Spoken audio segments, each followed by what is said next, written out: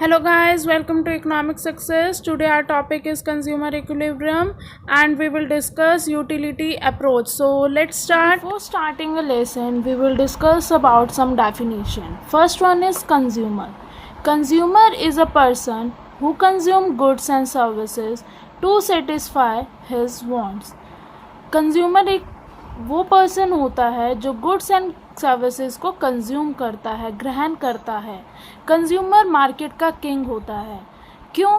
क्योंकि कंज्यूमर पर ही डिपेंड होती है मार्केट. कंज्यूमर के क्या टेस्ट हैं उसी हिसाब से गुड्स बनते हैं, उसी हिसाब से सर्विसेज डिलीवर होती हैं.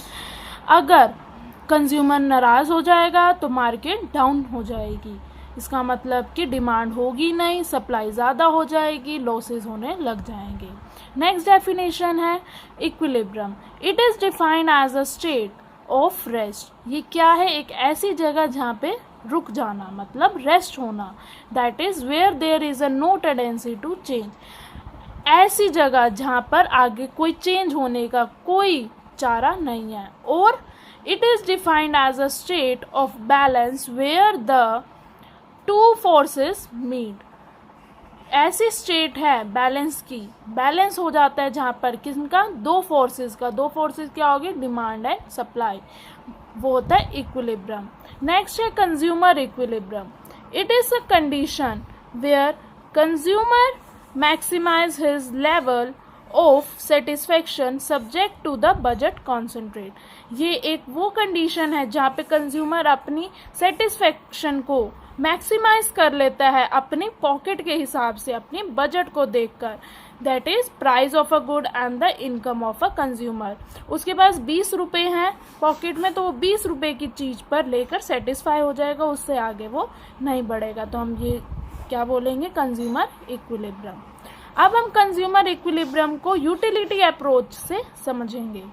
This is a classical approach. ये पुरानी अप्रोच है, पहली अप्रोच है of study a consumer behaviour. Consumer behaviour को समझने के लिए ये डॉक्टर मार्शल ने दी थी. इसको it is defined as wants satisfying power of a commodity. एक सेटिस्फाइंग पावर होती है किसकी? अपनी खुद की वांट की, कि हाँ इतना ही बंदा यूटिलाइज कर सकता है, इतना ही वो खरीद सकता है. इट इज़ एक्सप्रेस्ड एज, इसको हम दो तरह से समझेंगे. टोटल यूटिलिटी, TU जिसको बोलते हैं.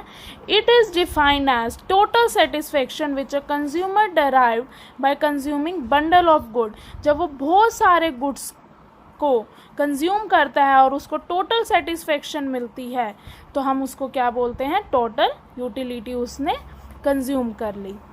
TUN का फॉर्मूला होता है utility 1 plus utility 2 plus utility 3 plus n number तक. For example, if a first ice cream gives you the satisfaction of 20 utils and second one gives 16 utils, then total utility क्या हो गई? पहली आइसक्रीम आपको 20 utils की satisfaction दे रही थी, second one आपको 16 utils की सेटिस्फेक्शन दे रही थी, तो टोटल दो आइसक्रीम की सेटिस्फेक्शन कितनी होगी? 36 utils. अगर आप थर्ड आइसक्रीम को क्या कर रहे हो और कर रहे हो कंज्यूम, तो वो 10 यूटिल दे रही है, तो टोटल 3 आइसक्रीम की कितनी टोटल यूटिल? अब आप सोच रहे होगे कि ये यूटिल क्यों हम यूज़ कर रहे हैं. पहले तो ऐसा कुछ था नहीं, साइंटिफिक मेज़र था नहीं कि भाई सेटिस्फेक्शन को हम कैसे मेज़र करें. बट बाद में इकोनॉमिस्ट ने क्या इमेजिनरी मेज़र निकाला यूटिलिटी को मेज़र करने के लिए. वो क्या था? यूटिल, in the form of यूटिल. Next है मार्जिनल यूटिलिटी. मार्जिनल यूटिलिटी को हम डिनोट करते हैं MU से. It is the additional utility derive from the consumption of one more unit. जैसे हमने फर्स्ट आइसक्रीम से सेकेंड आइसक्रीम खाई तो हमने एक यूनिट में हमें कितनी सेटिस्फेक्शन मिली, तो वो होता है मार्जिनल यूटिलिटी. एक और यूनिट को कंज्यूम करने से हमें जो एडिशनल सेटिस्फेक्शन मिलती है. MU can be calculated as MUN is equal to TUN minus TUN minus 1. MUN क्या हो गया? Marginal utility from nth unit, मतलब जितनी भी टोटल यूनिट आ रही है. TUN क्या हो गई? Total utility from n unit minus total utility from n minus 1 unit. एक और जैसे हमने एक आइसक्रीम से सेकेंड आइसक्रीम पर गए तो हमें 1 सेटिस्फेक्शन कितनी मिली, 1 डिफरेंस कितना मिला, वो होता है हमारा मार्जिनल यूटिलिटी। एन होता है number of units of consumption. Example देखो, when third ice cream is consume for 10 utils, तो टोटल यूटिलिटी हमारी कितनी हो गई थी 46 यूटिल्स।